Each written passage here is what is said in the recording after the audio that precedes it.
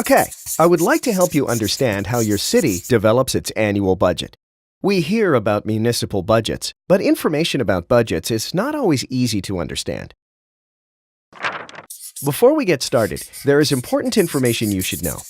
Ontario cities like Markham receive only 9% of all taxes collected by all levels of government, but are responsible for over 40% of the infrastructure. Let's start by looking at what the word budget means. Well, simply put, it is a planned, itemized summary of money that is coming into the city and how that money is spent for a specific period of time. It is very important to note that provincial government legislation in Ontario requires that money coming into a municipality must be equal to money going out, also known as revenue equals expenditures, or a balanced budget.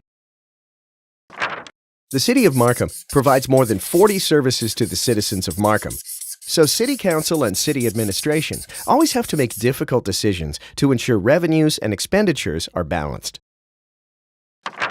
There are two main components of the budget when looking at the money going out side of the scale.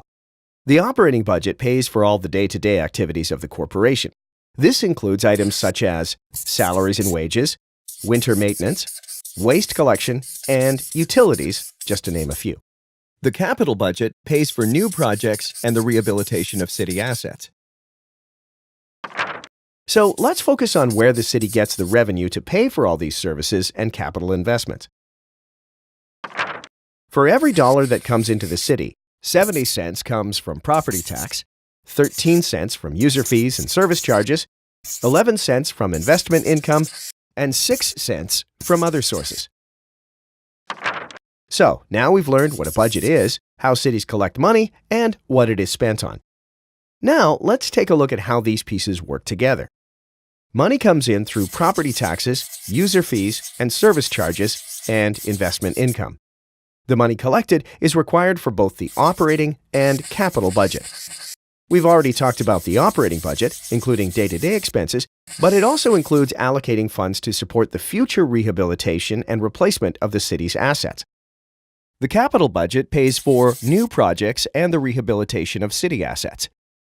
This connection is made through the reserve fund method, which reflects a planned save now, acquire or use later approach.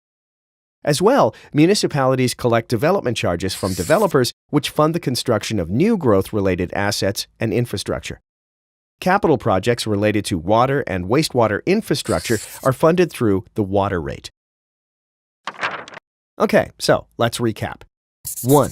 A budget is a plan for money coming in and money going out. There are two building blocks to the city budget: operating and capital. 2. The operating budget is like paying your house bills to keep the lights on.